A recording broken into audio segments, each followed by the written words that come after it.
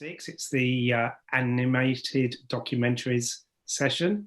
And we have 4 of the filmmakers here with us, whose films you've just been watching. So we have with us Tom Hardiman, whose film was the first one in the screening. His film's called Pitch Black Panasaya. We have Glenn Kitson, whose film was The Salford Sioux. And we also have Camilla Cater, whose film was Flesh, and Anna Benner, whose film was All Her Dying Lovers.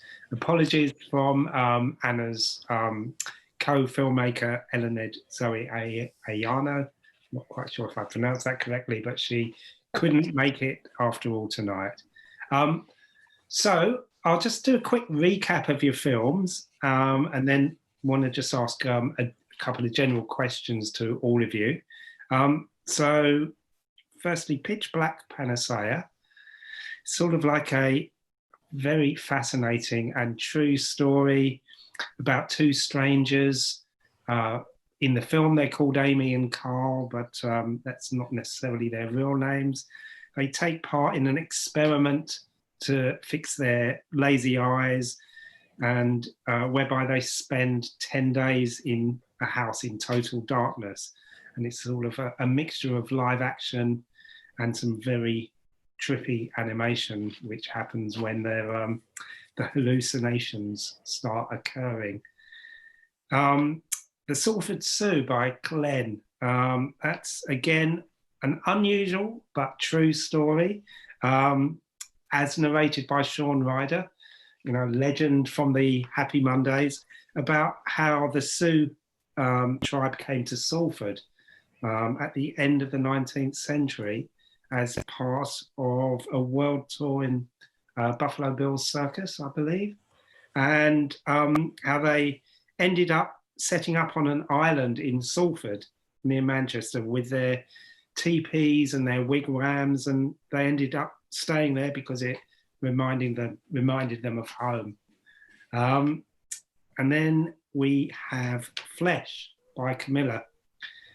This is a film of 5 different stories narrated by 5 different women, almost like chapters in a book in a way, and they're talking about their experiences in relation to their bodies. It goes from childhood to old age, and each chapter also has a different animated technique. So we've got watercolor, object animation, claymation, stop motion, and some scratch on 35mm film as well, I believe. And the 4th film, All Her Dying Lovers by Anna and Eluned. Now, not quite sure, 100% sure if this is a true story or not, but Anna can tell us about that later. But it's about a wartime nurse in Trebon in the Czech Republic, who essentially took her revenge on the Nazi soldiers who raped her. And it's told through interviews now for people who live in Trebon now, recounting that story. So what I wanted to sort of like ask all of you, essentially, is, I mean, for me, all of these films, they could only have been made with animation, and they're all documentary subjects, but I just couldn't even begin to think of them as live action films. I believe Tom and Glenn hadn't even worked in animation before. So I just wondered if you could talk about a bit about the process of making your films right back to the conception, and specifically why you chose to make them with animation. So let's start. I mean, on my screen, I'm not sure if it's the same for everyone, but Tom, you're next to me on the screen. So Tom, do you want to start and tell us a bit about? Yeah, of course. Yeah, I'll try and be quick, but my granddad lost his sight when I was a kid, and I always remember that he started hallucinating. So when I heard about this story, I kind of gravitated towards it because of that. and I'd always connected. I don't know if you've seen, there's a film from about 93, it's a Derek Jarman film called Blue, and it's just a blue screen the entire way through. And it was on my mind a lot when I was writing this. And I suddenly was just trying to think, I can't just have a black screen for 10, 15 minutes. So I was thinking, how do I approach it in a different way? And that's when I started to think about kind of the hallucinations and the possibilities of hallucination. And I was thinking of kind of William Mackay and Winsor Mackay and Max Fleischer a lot. And that was when I sort of came together with Chris. And then Chris Cornwell is the animator on this, and he's a total genius. Like, he's absolutely incredible. And I'd had a load of ideas, and we had these kind of back and forth of how we could kind of take people into an animated, sphere and take the characters from being humans to animals. And I was kind of thinking, a few of them, I think I said something about one of them possibly being an ostrich, and he was like an ostrich with 3 heads, and make them cyclopses. And I was kind of thinking, okay, this is someone I get on with. And we kind of, it went from there, really. And it's one of those things that you bring 4 different things together, you get the germ or the kernel of an idea, and then you start to run. I mean, it was as simple as that, really. Excellent. I mean, there's a definite Fleischer Brothers influence in the style of animation. I mean, yeah. Had you met Chris Cornwell before? No. Chris and I, it's a proper internet relationship. So yeah, we're I would have said we're a virtual love story. Were you ever tempted to use color? No, it was pretty early. We went for black and white, actually. It was, I mean, that's a completely separate reference, actually. I had always had a big thing about color photography. And I don't know if there's a designer called Eto Sotsas who I just came across a load of his black and white photos of him in India and in Italy. He's from Italy. And it was the first time I'd ever kind of paid any real attention to black and white, which I know sounds stupid, but when you grow up with I didn't have a relationship to black and white cinema at the time. And I kind of, something changed in my thinking about 2 or 3 years ago. And that's where this came from, I think. Right. Okay. Anna, tell us about your film. Well, it's funny that you said that it can only be made in animation, because we actually made a film before that was part live action and part animation of the same story. Wow. So we started out making a 20-minute documentary that it always was supposed to have animation in it. So animation was in this part supposed to kind of take the role of this woman, because we didn't have any archive material. Because, I mean, spoiler, but you've already seen the film, she probably didn't exist, because it's not really a story that makes a ton of sense. But we still wanted to give her a voice. So that's kind of where the animation slotted in that project. And then when we finished that one, I thought that actually we wanted to make a film that really just focuses on her. That in the other film, we also kind of charted kind of how the story ended up in the media and had a lot more things around it. It's a longer film with a lot more details, but in this one we really just wanted to focus on the idea of a person as like a person from history, but still trying to show her real life and like her own worries and fears and those kind of things in the animation. So the live action film is finished and out there, is it? Yeah, that was done before. So basically I've taken the animation from that one and then added more and re-edited the interviews to make this film, and we got a new soundtrack for it as well. Okay. Yeah. So she might not have existed, is that what you're saying? Most likely she hasn't. Okay, really? So that was interesting, because I wondered the same thing, but there is nonetheless a sequence in at the end of the film. There's a close-up of the plaque, yes, and the translation, and then the picture of either the or a house, and you can see something that I assume is the plaque, bolted to the wall. Yeah. does that house exist and that plaque So the exist? house exists, the plaque exists. Newspapers have come and reported this story as true. The Daily Mail made a story about it. Oh, if it's in the Daily Mail. Yeah. I mean, we didn't find it in the Daily Mail, to our defense, but Zoe, my co-director, she's got a much closer relationship with the Czech Republic. So her background is sort of in Eastern European studies back in college, and she lived there for a while. And so she was kind of tuned in and found the story, which was reported as this is what happened. And that's when we started to kind of dig into it and realize very quickly that, like, I mean, just in terms of it cannot have been syphilis, because syphilis doesn't work that way. Like, you just can't use it to murder people in that way. But the people that you interviewed for the film, you know, they believe that it's true. Not everybody actually knew the story. So we went, like, kind of our idea or our approach to this filmmaking was more to kind of try and figure out what people think of this story, what ideas, like, do they believe it's true? Do they believe it could have happened? Some people interviewed know the story. Like, for example, it's kind of hard to say because you only heard the voices, but there's an older man who in the beginning says, oh yeah, it's a story my mother told me. He's the guy who put the plaque up on his house. So he knows the story, and he's kind of where it all started. But the story didn't take place in his house. The only reason he put the plaque on his house is because it's his house, so he could do it. And then we interviewed the historian. She's also in the film a little bit of the local museum, and she knew about the story, but also like, oh, I don't know if it's true. I don't think it's true. So wow, it's an urban myth, a genuine urban myth. Yeah. Fantastic. Glenn, tell us a bit about your film, how it all came together, how you got Sean Ryder involved, where, you know, how did it all start? It was basically I was working with Sean on another project, and he's such a great storyteller. And you know, first of all, I've been a fan of his since I was a kid. You know, he grew up just down the road from me.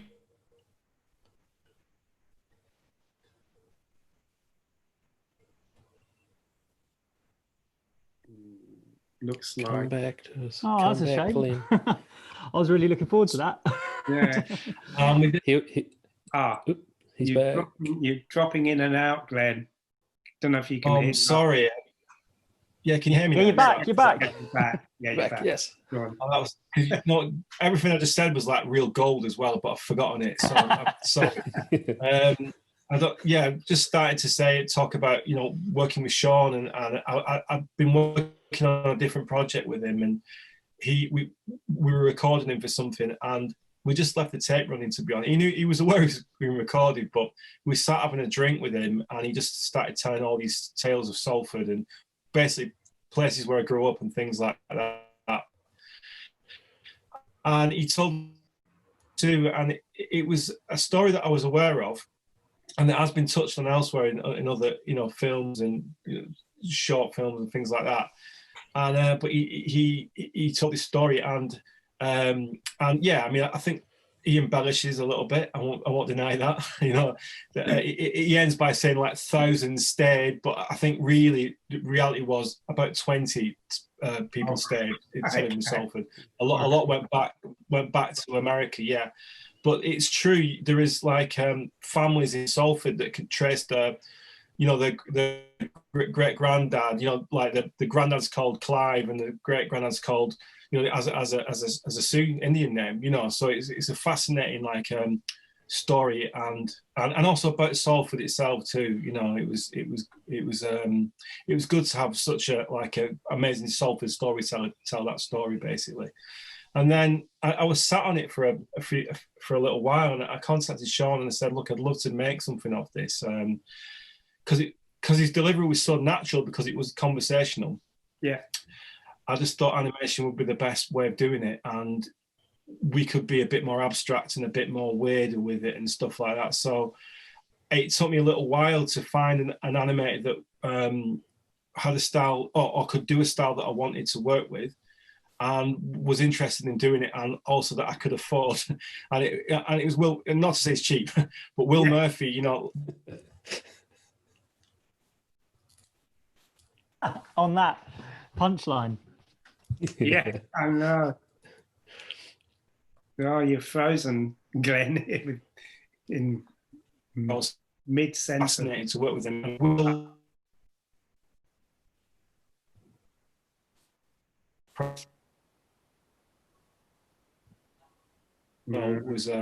was really, I learned so much from it to it as well. You know, I think we've got a bit of an unreliable internet with for Glenn. Yeah, you've hopped off now. Yeah. Okay, we'll come back to Glenn. Camilla, do you want to tell us tell us a bit about the conception of your film, and because it's quite remarkable. Is this your first? Am I right in thinking this is your first film?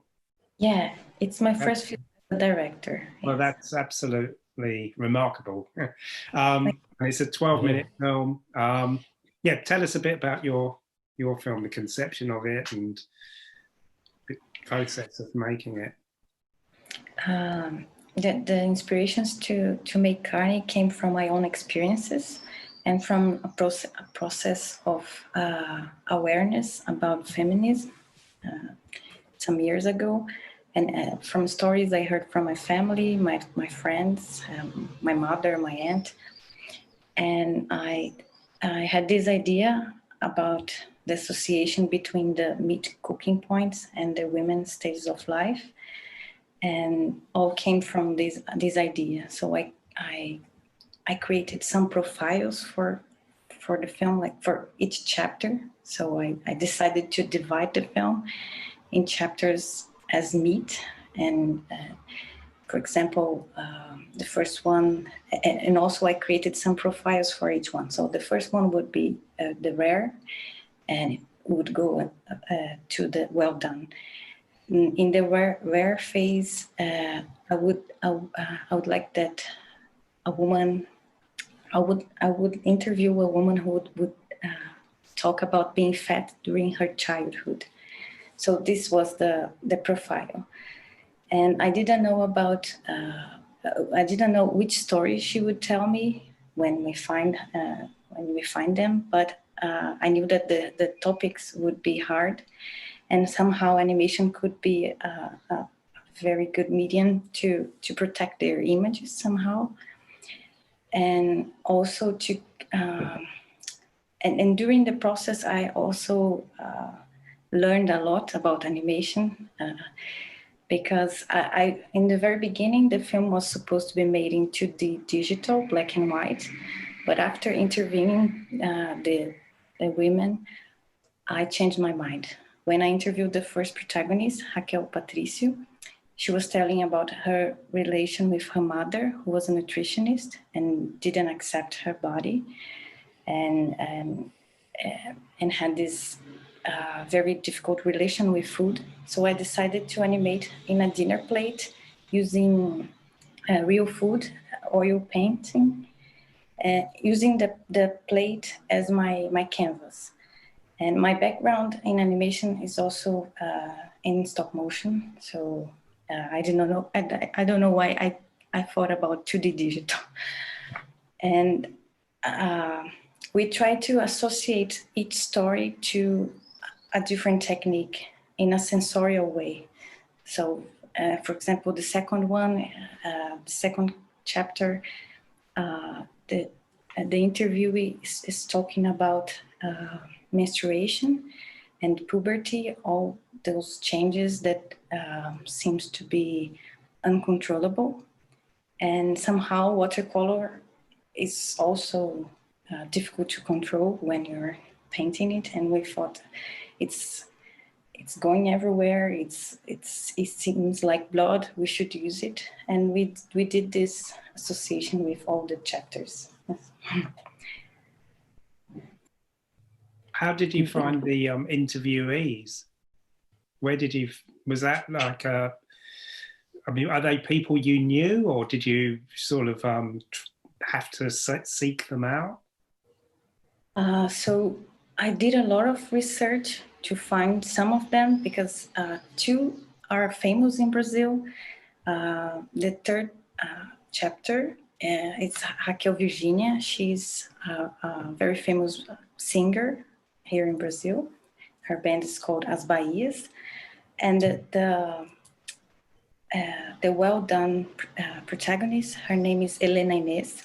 She's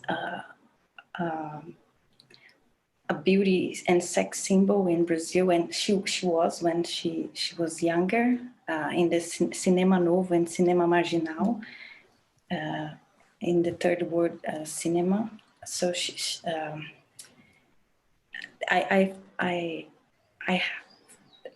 discovered them searching a lot, and afterwards we also released a form online, but it didn't actually work that much. We got some references from friends. So that, for example, the second protagonist, she's the best friend of my sister, and some of the other women, they are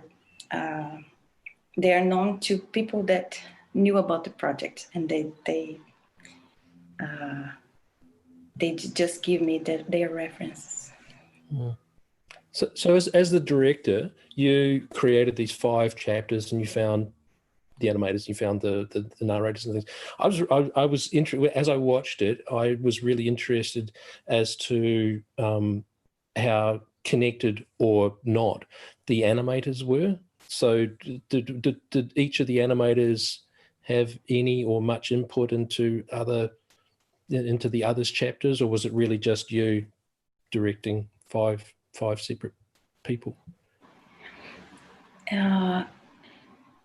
Yeah, actually, we had a lot of conversations and discussions about how to represent a woman's body and things like that. I think some of the conceptions and rules somehow we created together, how to best represent this real woman. But in the process, every animator was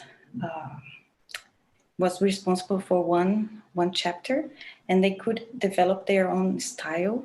I storyboarded, and they had the animatic, but and they could use their medium, the medium that was associated with these and previously decided, and they were familiar with the technique as well, because 3 of the animators, they were in the projects from the very beginning, and some of the others I found because of the technique. For example, the 35 millimeters direct animation, I had to look for an animator who could do this here in Brazil. I don't know if did it make sense? Oh, no, Yeah. that's it. But I was just wondering if there was any.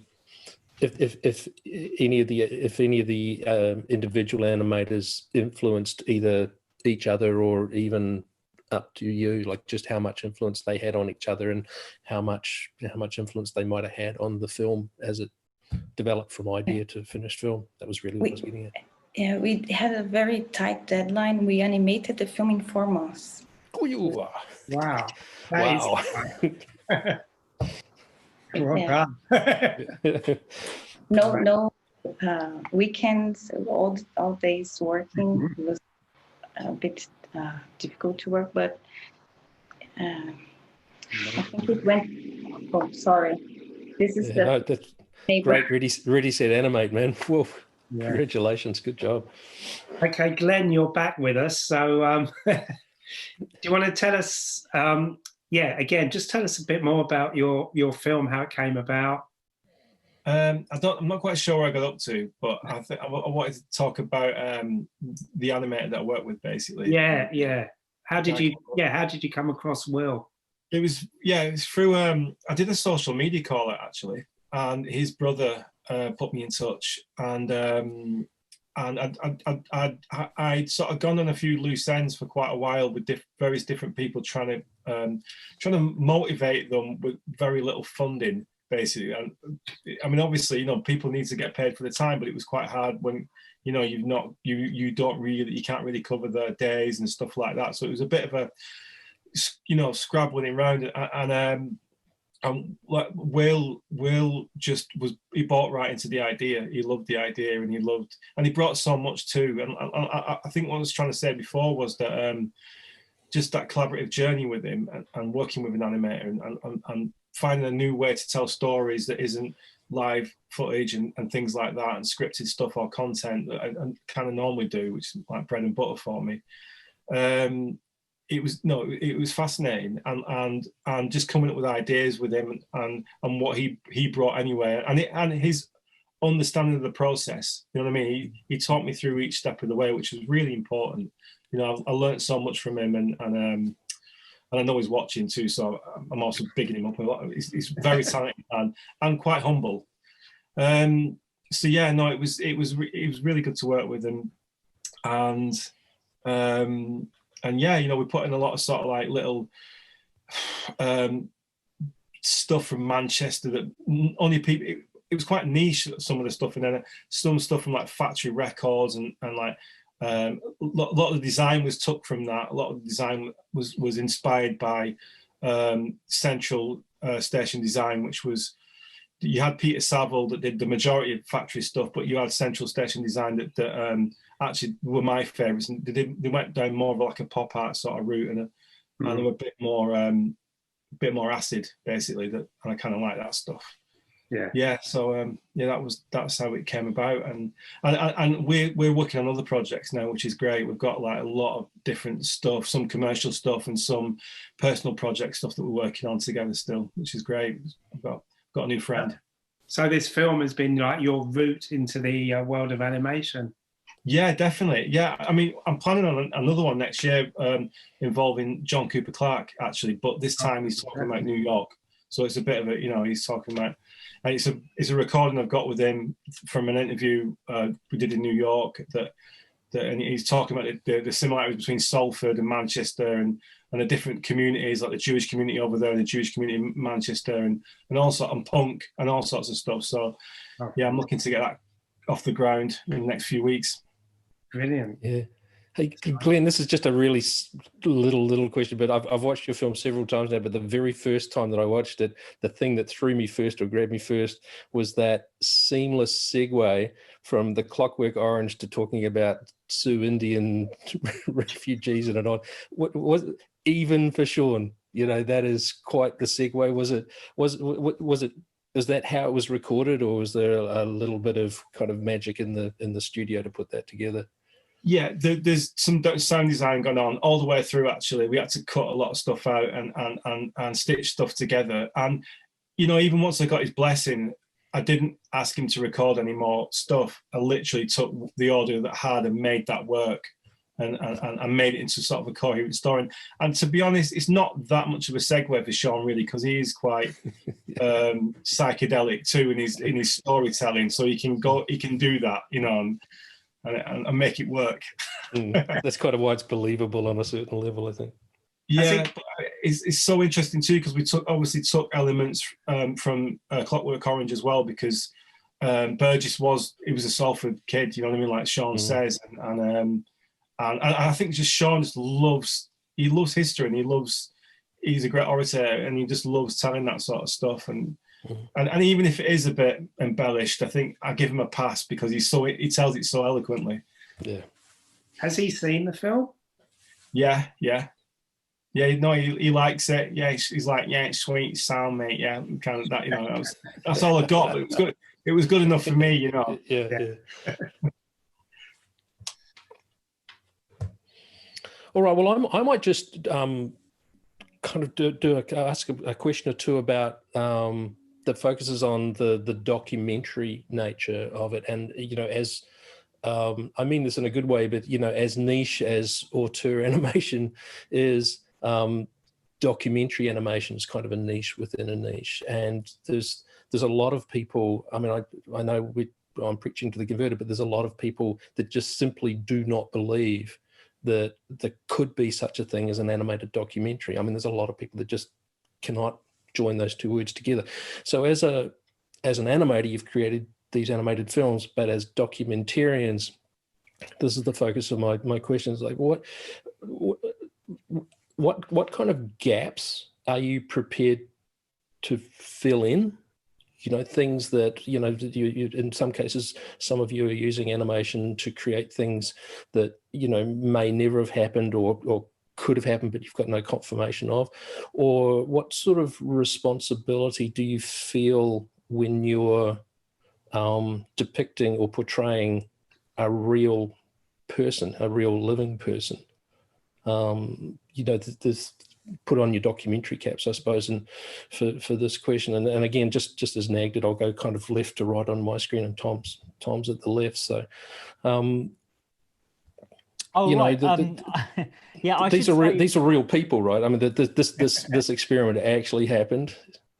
Yeah, I mean, I definitely should say I come from a fiction background, so like I treat things as like a leaping off point. Like I don't, I mean, I'm not as callous to say as I feel no link whatsoever or no care, but I'm not that far away from there. Like I kind of, Okay. I guess it's the same with everyone. Like you look at things, you try and find something you're interested in. Like I like carpets, so my first short film was about carpets. And then this one sort of came about more, I think it was a family link. And then it was more trying to find a way to tell a story in a different way. Like I was trying to, you know, I knew there was a time to make a short, and I was thinking, how can you mix together different interests and different ways of storytelling, which kind of brought me to that story. And then I think that's really like, it's like being on the cliff edge. It's not necessarily thinking, how can I tell the story in the most realistic way? It's more about, how can I tell a story in a different way? I think that's where I came to it from. Sure. So whose words were they? I mean, I know you used actors to voice the words, and that's cool, but whose words were they? I wrote all of the scripts. So I mean, it's true up until the hallucination point, and then, like, you know, it's more from the scientific study. That's what's happened. The real name, they're not the real names, but they're the real names when they were renamed for, you know, in the purposes of the experiment. But then once we're in there, it's more about kind of how you can push it and how you can take it into different places. So I definitely came from a fictional angle rather than like a pure documentary angle. But I guess it's a collage of a few different ways of storytelling. Right. Camilla, you used a variety of narrators, you know, 5 in total, and some had lots of media experience. I mean, some were well used to the media spotlight, some were just people you knew. Their voices, you know, at some point they're going to be hearing their voices saying these words that you wrote in conjunction with images or imagery that they're probably not used to seeing. Most people aren't used to seeing these sorts of films. Have you had any reaction from the people that did all the narrations, and were you thinking of what their reaction would be when you were actually putting the film together? Yeah, I didn't understand if they were the voices were acted. No, I'm just saying, it's like I'm just wondering if you had the feelings and the reactions of the people that contributed the voices in mind as you were actually putting the film together. Yes, I think this was my worst fear, I guess, because it was a great responsibility. They were talking about very intimate and personal stories, and it was in our hands to represent their bodies and their stories in the best way. And I guess that we were very concerned how to represent their bodies, because we have so many references in animation with hypersexualized bodies.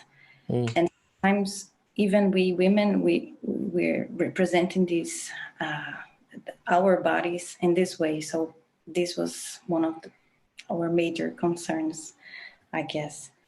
Yeah. Yeah. Glenn, I mean, you had Sean Ryder on board, so you know that the question almost kind of answers itself. But in a sense, I suppose when I'm talking to you, I'd veer a little bit towards the filling in of the gaps, and you know, Sean created some gaps with that needed to be dealt with you know, with his embellishments and all the rest of it. But how accurate do you think the depictions, say, of the Sioux Indians were? Like, did the place really look like that? You used a very evocative but quite muted soundtrack in the back of it. Do you think it sounded like that? You know, did you have that in mind, or was it a more, I suppose, abstracted kind of impression that you were trying to create? Yeah, it was definitely more of an abstract. I one of my biggest concerns was doing this the right way and being considerate of other cultures and cultures that I'm not part of, and not being too cliched to my understanding of Sioux culture, Native American culture, you know, and like I was taking, you know, a mad story in a bar by kind of psychedelic guy from Salford who's got his own way of telling stories and trying to do that justice and do it in a respectful manner as well. So we went down the route of being rather than just being a bit more abstract with things, especially with the sound design and stuff like that. So even now, I do worry about that sort of stuff and how close to the bone it could have been. It might still be. I don't know. You know what I mean? So that was. It's a beautiful film, Glenn. It's amazing. Thanks, Tom. I don't think it's close to the bone at all. It's incredible. Oh, cheers, mate. I do appreciate that. But it was definitely in my mind while I was putting it together, and it was a toss up between like, you do take the risk and do it, and because I want to do it and I believe in it, and I love the story, or you know, and then the elements that we put with it. Hopefully that wasn't disrespectful, basically. Hope that makes sense. Yeah, it does. It does. And Annie, you were using, you know, very clear recorded conversations, or I suppose reflections of very specific people. But again, you know, presumably a lot of that would have been edited. You would have recorded a lot, and you get whenever you're doing this, you get to chop stuff out. Like things get left on the floor. Like again, just using your documentarian's cap, if you like. Were you concerned about the way the people that offered up those interviews would feel about the way that they were eventually presented in your film? I mean, absolutely, yeah. Both, actually, the people that we recorded, so the people giving the interviews, and this woman, even though she's maybe not real, but it was kind of important to us also that this possibly historical figure is more than just a funny joke, you know. So all of that definitely fed into the making of the film. Yeah, they will have seen it, presumably. Have they seen it? The people that this gave the version, no, not this version. Like some of them saw the previous film, but this one, no. Yeah, yeah. It's funny because a lot of people just don't quite know. Like, it seems weird to us. We just instinctively understand, but lots and lots of people just do not quite understand what animation of the type that is celebrated at, you know, festivals like LIAF can turn into. So, you know, I've experienced some very mixed reactions from people that, you know, have been part of these. So do you have plans to show it to them, or that they can? Are you still in touch with them? The thing is, like, talking to the people was actually less my my responsibility. So I'm from the animation side, and Zoe is the documentary side. So for this round of interviews, I was actually not present. I only met one of the protagonists at the premiere of first film.